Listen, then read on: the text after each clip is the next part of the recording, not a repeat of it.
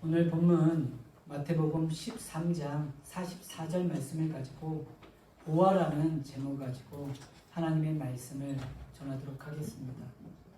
여러분, 2008년도에 개봉한 영화 중에 송강호, 정우성, 이병헌이라는 한국 최고의 배우를 앞세워 1930년대 초 만주벌판을 무대로 스토리를 이어가는 좋은 놈, 나쁜 놈, 이상한 놈이라는 영화가 있었는데요.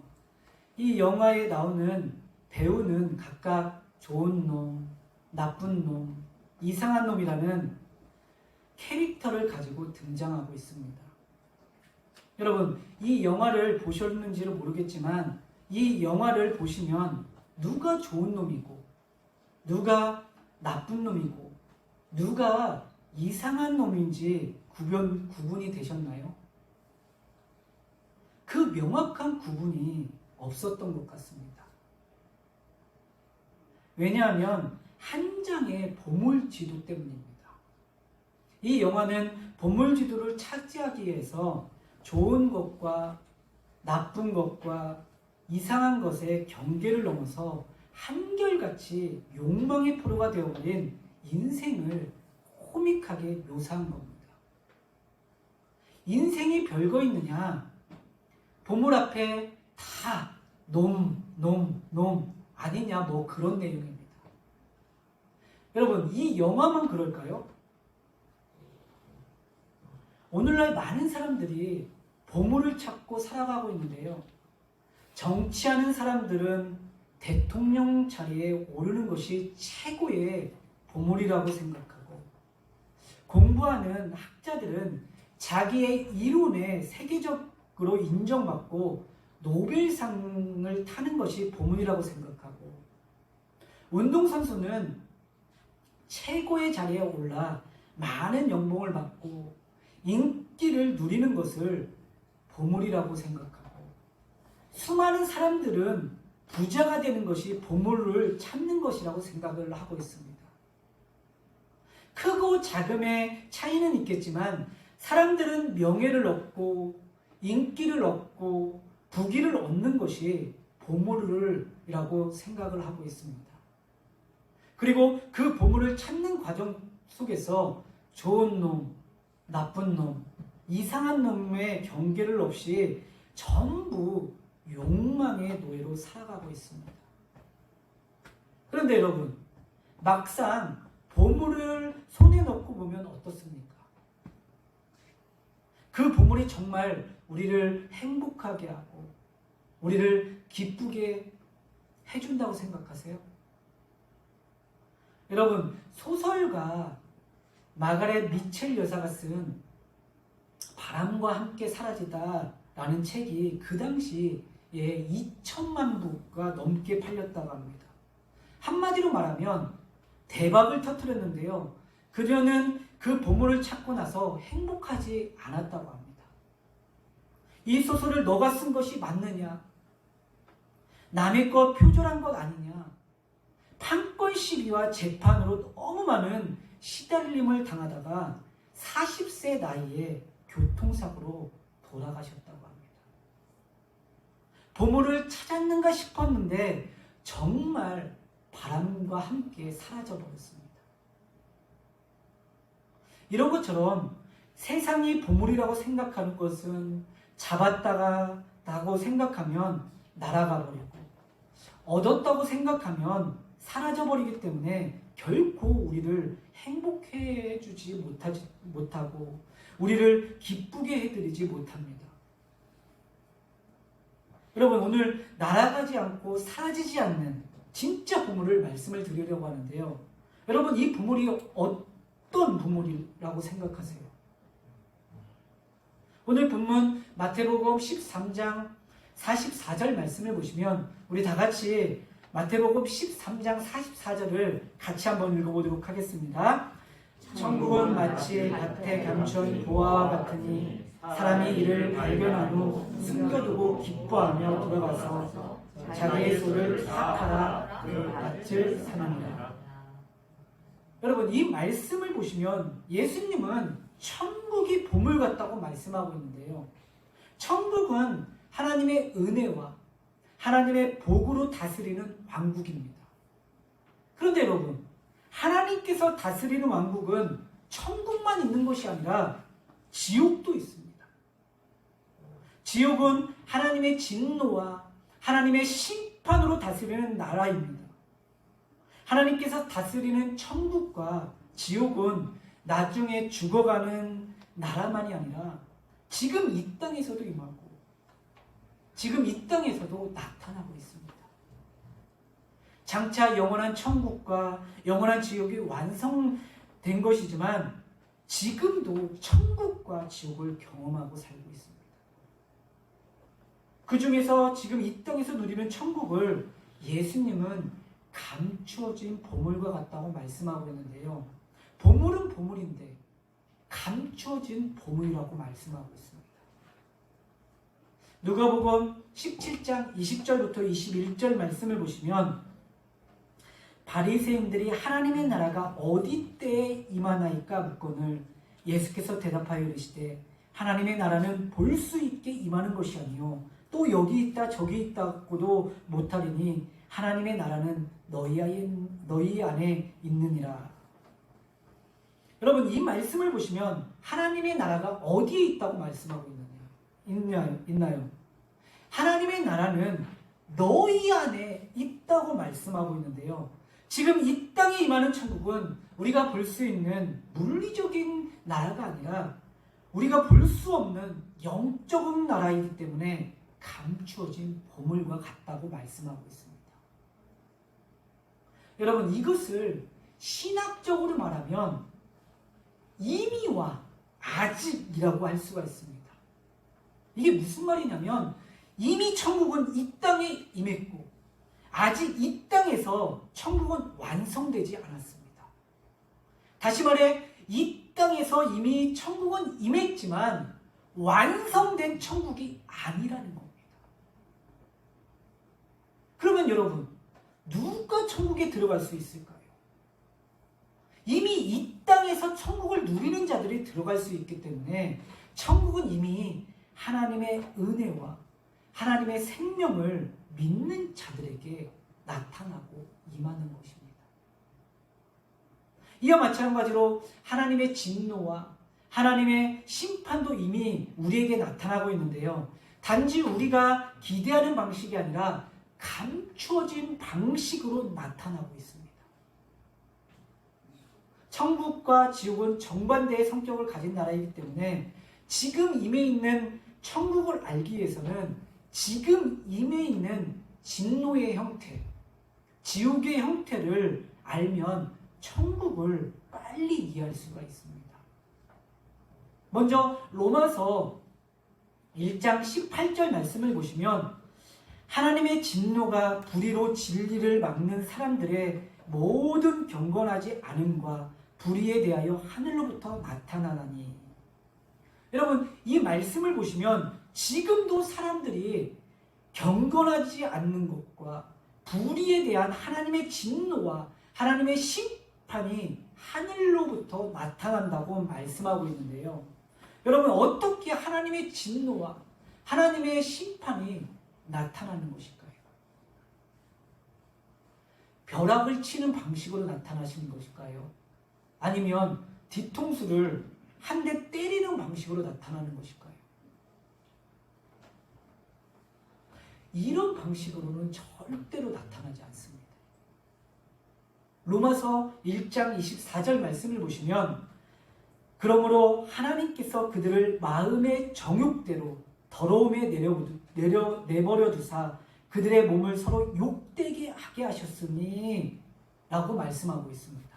그리고 로마서 1장 26절 말씀을 보시면 이 때문에 하나님께서 그들을 부끄러운 욕심에 내버려 두셨으니 곧 그들의 여자들도 순리대로 쓸 것을 받고 영리로 쓰며 라고 말씀하고 있습니다. 그리고 또 한 구절을 더 보시면 로마서 1장 28절 말씀입니다.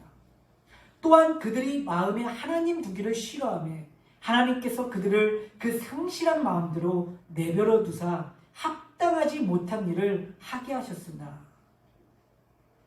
여러분, 이 세 구절, 이 세 말씀을 보시면 공통점이 무엇입니까? 그냥 내버려 두는 겁니다. 더러움에 내버려 두고, 부끄러움의 욕심을 내버려 두고, 하나님 없는 상실한 마음대로 내버려 두는 것이 공통점입니다. 사랑하는 성도 여러분, 지금 임하고 있는 하나님의 심판이 무엇이고, 지금 우리가 경험하는 지옥의 내용이 어떤 형태로 와 있을까요? 더럽게 살도록 내버려 두고, 부끄럽게 살도록 내버려 두고, 하나님 없이 자기 마음대로 살도록 내버려 두는 것이 지금 임하고 있는 하나님의 진노이고 하나님의 심판이라는 겁니다. 여러분, 과거나 지금이나 많은 사람들이 더러운 것을 더러운 줄을 모르고 부끄러운 것을 부끄러운 줄 모르고 살아가고 있는데요. 세상은 물질적인 욕심을 채우고 성적인 쾌락을 즐기는데 더럽고 부끄러운 짓을 하고 있으면서도 점점 뻔뻔해집니다. 이것은 큰 벌이고 이것은 하나님의 진노이고 하나님의 심판이고 지옥을 경험하고 있는 겁니다. 여러분, 요새 TV를 보시면, 그리고 요새 드라마를 보시면 바람을 피고 외도를 하는 것을 아름다운 사랑으로 표현하고 잘못된 사랑이지만 잘못된 사랑으로 표현하지 않고 있습니다. 우리나라에서도 간통죄를 폐지했는데요. 이런 더러운 것을 더럽게 여기지 않고 오히려 아름답게 그려가고 있습니다.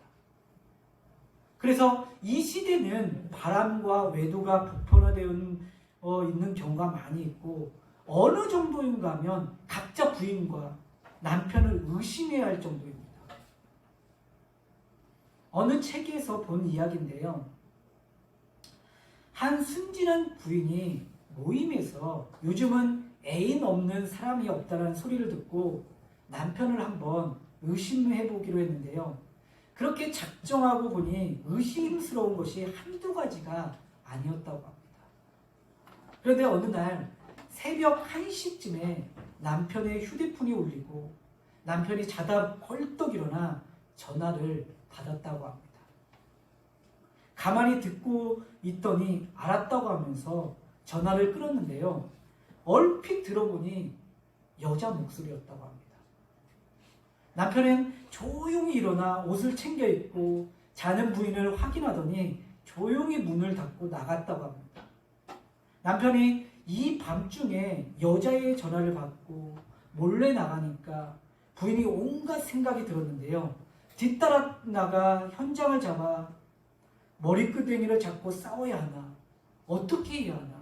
이런 생각을 하다가 만일 남편이 자기 편을 안 들어주고 그 여자의 편을 들면 어떻게 하지 하는 생각이 드니 등골이 오싹했다고 합니다. 그런데 금방 나간 남편이 들어오는 소리가 들려서 벌떡 일어나 문 앞에 섰는데 자는 줄 알았던 아내가 문 앞에 서 있자 남편은 깜짝 놀라 자빠졌다고 합니다. 넘어져 있는 남편에게 당신 이 새벽에 전화한 여자 누구야? 남편은 일어나며 옆집 아줌마야 라고 말하자 부인은 그 여자가 왜 이 밤중에 전화를 해? 그렇게 하자 여러분 남편이 뭐라고 말했을까요? 차 빼달라고 해서 차 빼고 왔어 라고 말을 했다고 합니다. 이렇게 순진한 남편과 아내마저 서로 의심하게 하고 괴롭게 하는 보편화된 바람과 외도는 하나님께서 부끄러움과 더러움 가운데 내버려둔 진노와 하나님의 심판의 일부라는 말씀입니다. 그리고 여러분 조금 전에 본 세 구절 로마서 1장 24절과 로마서 1장 26절과 로마서 1장 28절 말씀 두 번째 공통점은 무엇일까요? 같은 같은 버려움이라도 조금 다른 버려둠입니다. 마음에 하나님 두기를 싫어하는 상실한 마음대로 내버려 두는 것이 지금 임하고 있는 하나님의 진노로서, 여기 상실한 마음이라는 것은 상실한 것을 말하는 것으로서 미친 것이라는 뜻입니다. 정상적이라면 합당하지 못한 일을 해야 하는데요. 로마서 1장 18절부터 23절 말씀을 보시면 21개의 합당하지 못한 일들을 열거하고 있습니다. 상실한 마음대로 내버려 두셔서 합당하지 못한 일을 하고 사는 것이 바로 지금 임하고 있는 하나님의 진노이고 하나님의 심판이라는 말씀입니다. 그 로마서 1장 18절부터 23절 말씀 보시면 모든 불의와 추악과 탐욕과 악의와 시기와 살인과 분쟁과 사기와 악독과 수근수근거림과 비방과 하나님을 미워하고 교만하고 우매하며 배악하며 무정한 것, 여러 가지가 나오고 있습니다. 여기서 놀라운 것은 이 모든 것이 마지막으로 무자비한 쪽으로 달려간다는 겁니다. 결국 이 모든 것들이 무자비하게 행해진다는 겁니다. 사랑하는 성도 여러분, 세상이 실제로 이렇게 흘러가고 있습니다. 하나님을 마음에 두기를 싫어하는 상실한 마음으로 내버려 두니까 세상에 못할 짓이 없습니다. 돈이 많이 번다고 하면 무슨 짓이든 다 하고 싶은 일은 무엇이든지 하려고 하는데요. 세상이 미친 것 같습니다. 그래서 어떤 사람들은 콩나물에 농약 친다든지 두부에 유해식품을 넣다든지 이런 것들은 이제 놀랄 일도 아닙니다. 그만큼 세상이 무자비하게 행해진다고 말씀하고 있습니다. 여러분, 우리나라에는 세계에서 가장 교육열이 높은 나라 중에 한 나라라고 말씀하고 있는데요. 그렇게 많이 배운 것을 가지고 요즘 사람들이 얼마나 유능하게 미쳐가는지 모르겠습니다. 사회 전반이 그렇고 사람들이 전부 이 세상이 보물이라고 말하는 것을 차지하기에 좋은 놈, 나쁜 놈, 이상한 놈의 경계를 넘어 독한 사람들이 되어가고 있습니다. 성공하지 않는 이상 더 이상 좋은 사람이 없고 성공하지 않는 이상 나쁜 사람이 의미가 없습니다. 아무리 나쁜 사람이라도 일단 성공하면 모든 것이 미화되고, 아무리 좋은 사람이라도 성공하지 못한다면 무능하게 되고, 좋은 것도 의미가 없어서 버린 것은 정상이 아닙니다. 이미 지옥을, 하나님의 진노와 하나님의 심판을 경험하고 있습니다. 그렇다면 여러분, 이 땅에서 복은 무엇이라고 생각하세요? 지금 하나님께서 믿는 자들에게 주시는 천국은 무엇이라고 생각하세요? 합당하지 못하게 살지 못하도록 하나님의 은혜와 하나님의 생명으로 간섭하는 것이 복이고 천국입니다. 예수님을 믿으면 더럽게 살지 못하도록 하나님께서 막아주시고, 예수 그리스도 안에 있으면 부끄럽게 살지 못하도록 하나님께서 간섭해 주셔서 예수 그리스도를 믿는 하나님의 자녀들은 자기의 마음대로 살지 못합니다. 세상은 하나님의 자녀가 무슨 보물이고 예수를 믿는 것이 무슨 천국이냐고 말할지 모르겠지만, 성경은 그것이 지금 현재 임하고 있는 복된 천국의 내용이고 복된 모습이라고 말씀하고 있습니다. 여러분, 예수 그리스도 안에 있으면 더럽게 살지 못하도록 하나님께서 막아주시고, 예수 그리스도 안에 있으면 하나님께서 간섭해 주십니다.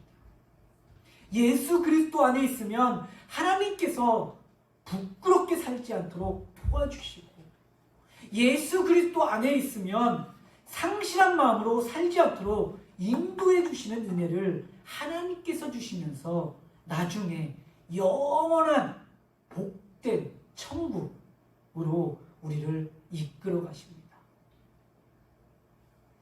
사랑하는 성도 여러분, 우리가 예수를 믿고 예수 그리스도 안에서 거하면서 이 천국을 소유해야 합니다. 여러분, 예수를 안 믿어도 별다른 문제가 생기지 않고, 예수를 안 믿어도 예수 믿는 사람들보다 더 잘 되고, 예수 안 믿어도 행복하고, 예수 안 믿어도 별다른 벌이 없는 것처럼 보이지만 더럽게 살고 부끄럽게 살고 자기 마음대로 사는 것이 사실 내버려두는 것 중에 가장 큰 벌이고 하나님의 진노이고 하나님의 심판입니다. 하나님께서 끝까지 이렇게 내버려두고 하나님 없이 살면 장차 죽어서 지옥에 가게 됩니다.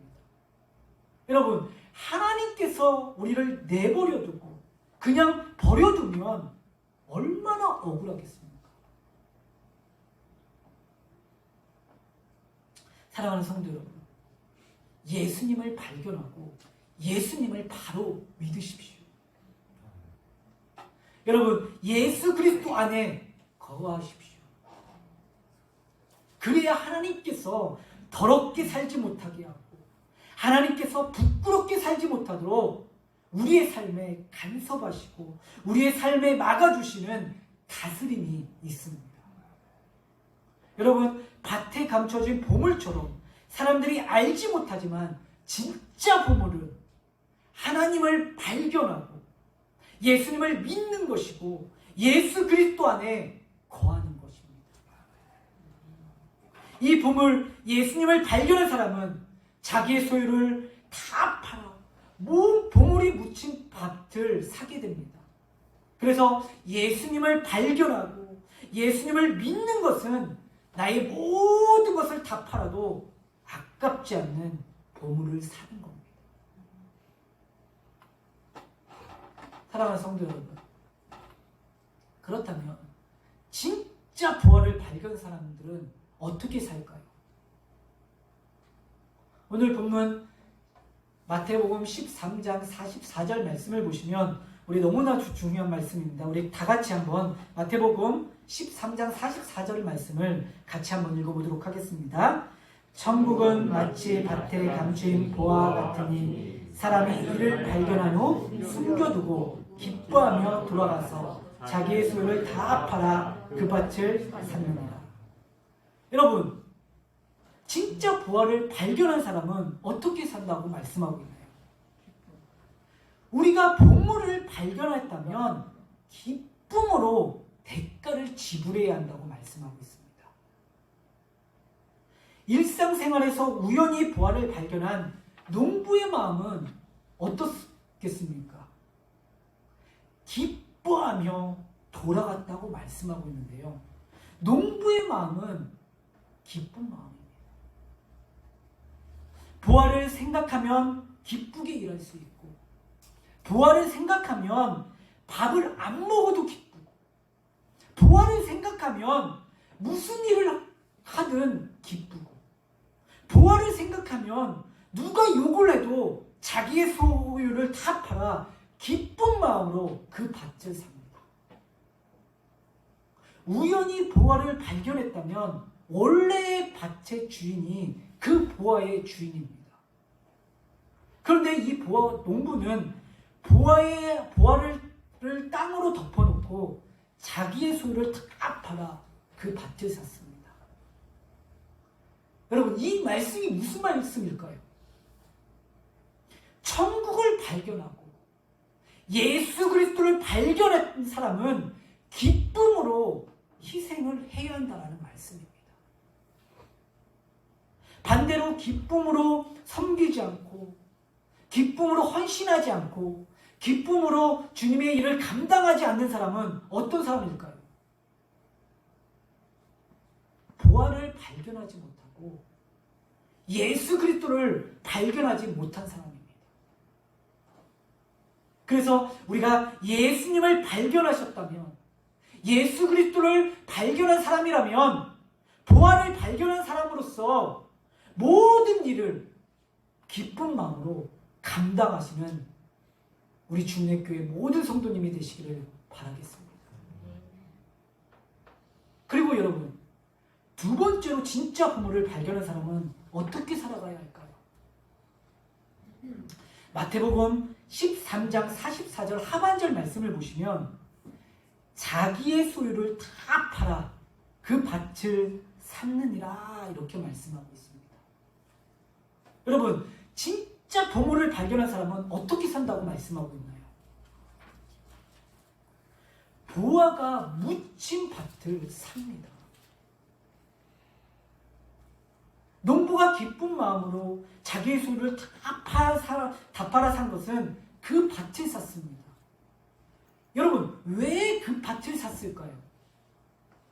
그 밭에 부하가 있기 때문에 샀습니다.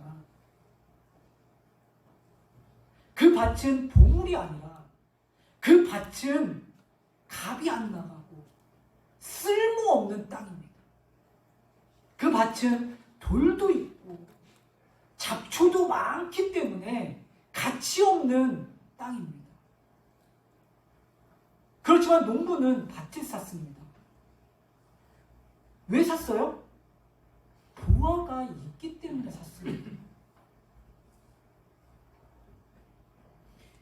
이 말씀은 무슨 말씀이냐면, 예수 그리스도를 발견하고 부활을 알았다면 다른 사람과 불편해도 감수해야 하고, 예수 그리스도를 발견한 사람은 하기 싫은 것도 있다면 해야 하고, 예수 그리스도를 발견한 사람은 힘들어도 맡은 사역을 감당해야 하고, 예수 그리스도를 발견한 사람들은 예수 그리스도 때문에 손해를 봐야 하고, 예수 그리스도를 발견한 사람들은 예수님 때문에 고난과 핍박도 받아야 합니다.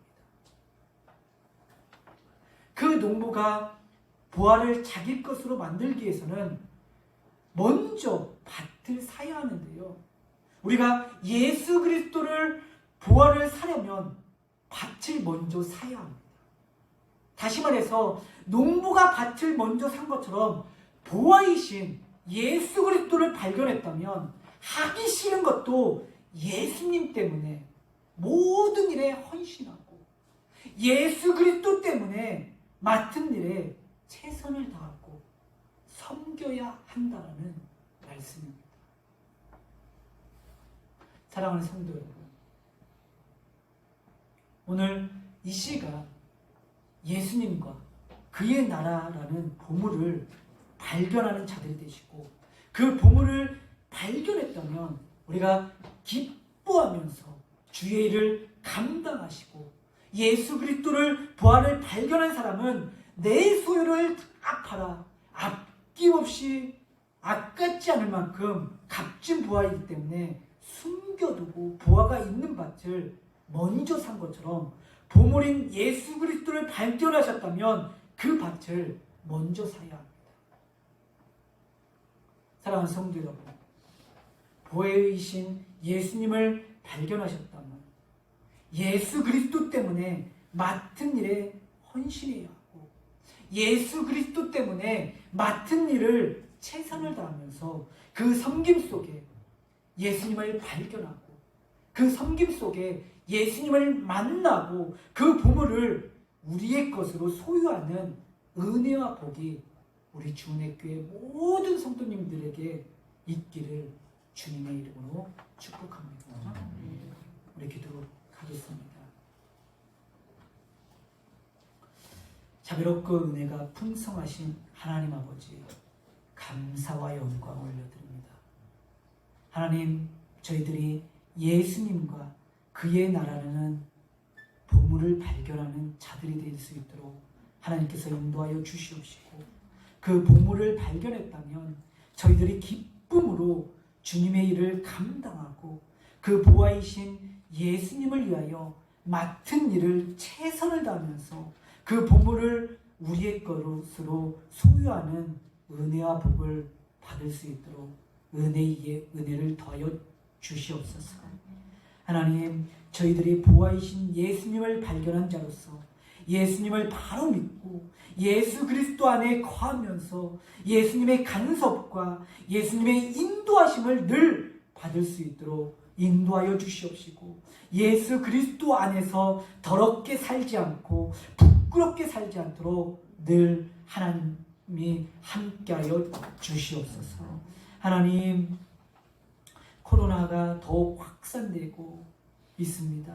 하나님, 우리 주님의 모든 성도님들을 친히 찾아가여 주셔서 이루하여 주시옵시고, 하나님이 주시는 기쁨과 평안함을 누릴 수 있도록 하나님께서 인도하여 주시옵소서. 하나님, 하나님께서 우리 주님교회 모든 성도님들을 붙잡아 주셔서 그들이 어디에 있든지 하나님 앞에 신실한 예배자로 삶을 살게 하여 주시옵시고, 하나님의 은혜밖에 없다라는 사실을 기억하며 힘든 시기이지만 그 삶 속에서 숨은 보화를 기쁨으로 찾는 자들이 될 수 있도록 하나님께서 은혜 위에 은혜를 더하여 주시옵소서. 감사하며 이 모든 말씀 거룩하신 예수님의 이름으로 기도합니다.